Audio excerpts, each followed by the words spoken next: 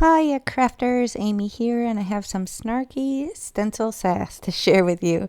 This fabulous stupid face stencil is one of the new stencils in the January release. I have 4 gorgeous colors here: grass skirt, fiesta blue, grape crush, and blackjack, even though I don't think I ended up using blackjack.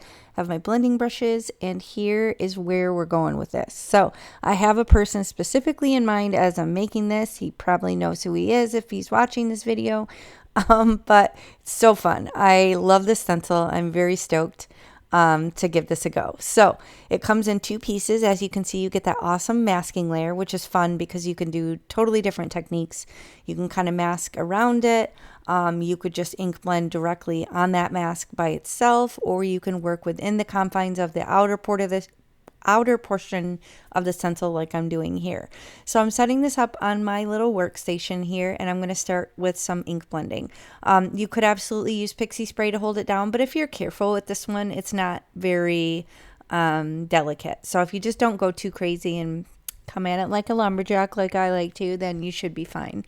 So here I'm starting with green in the center and moving outward into kind of the blues and purples. Now I think initially I was picturing it being more purple when all was said and done, but as I got going with this, I was thinking I needed the center to be light enough that the sentiment would show up, because I knew I wanted to put that funny sentiment in the middle. Excuse me, I have a frog in my throat. Anyway, I wanted to put that sentiment in the middle, and if it was too dark with the purple, then it would be hard to kind of get that to show. So I'm starting with the green, moving out to the blue, and then I do add a little bit of purple kind of around the edges, even though it did end up a little bit more green and blue feeling overall. So I should have kind of reined in the green a little bit, because I'm probably overlapping some of the purple with the green, especially on that lower left, but it didn't really muddy it up. It ended up okay. So I did kind of just come back and forth working these colors, trying to keep the purple next to the blue rather than purple next to the green. So I'm just kind of working around, flipping my turntable around, makes it really easy for ink blending. I'm just trying to balance this out. I kind of messed up my ink blending a little bit, but again, it kind of dries back, soaks into the paper, and wasn't really a big deal. And as you saw, I do end up adding texture to this anyway, so it really masked any ink blending improprieties. It was just fine. So don't worry if your ink blending isn't perfect, especially if you're working with Catherine Pooler, because it really does kind of dry back a little bit more even. So in 8 years, when I'm done ink blending this, I will move on to the next step. So sorry to keep you here all day. I try and speed stuff up because I don't want to bore you, and I get bored watching myself do it. So if you ever wonder why I speed up my videos, it's not just for you, it's for me too, because I don't have much of an attention span, and I don't want to sit here all day doing voiceovers. So I don't want to use either of our time up like that. So anyway, I'll stop waffling. I have this darker color here. I'm coming in with the purple. Again, I'm kind of risking it going over the green. I realized that after, but it ended up okay. I just really needed a dark color just to be able to do this sentiment and make sure it stood up nice on the composition.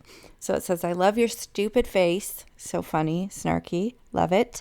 But I do come in with a white gel pen, because this is what I like to do. When I use stenciled sentiments, I like to fill in the little openings that you don't necessarily get with the stencil. So like the little dot inside the O, or the little dot inside the R, things like that. I feel like when I use my white gel pen, it really kind of completes that lettering. And then I also like to kind of do a drop shadow with the white, because then it gives it some other interest and kind of helps it pop off the design. So maybe it looks a little bit more stamped rather than stenciled. So this is a stencil only card, which is super fun. You don't need to bust out any stamps or anything like that. Makes it really easy. And then I decided to add some little white dots as well with the white gel pen. So just to add a little extra something to the design. Now, to give it some texture, I have this older embossing folder. This is not 3D. I know you're shocked, but again, I'm trying to consciously use some of my older embossing folders, some that are not 3D.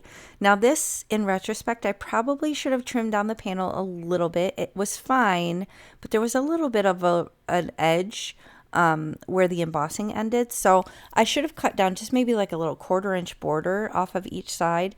Then it would have fit in there. And I also probably should have spritzed the back of the cardstock because there was a little bit of cracking. So with the design, it wasn't a huge deal, but just bear that in mind.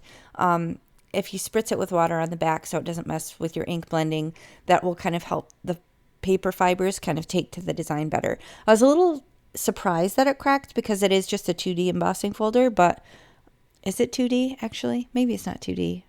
I could very well just be making it up. It's not 3D. I know that much. Anyway, here's the finished card. I added some blingage to it with some liquid glue. And yeah, now it's ready to go to my friends. So thank you so much for spending time with me. I hope you enjoyed this. If you did, please hit the thumbs up and consider subscribing. I'll link everything below. And don't forget that coupon, AmyFan10. Catch you next time. Bye.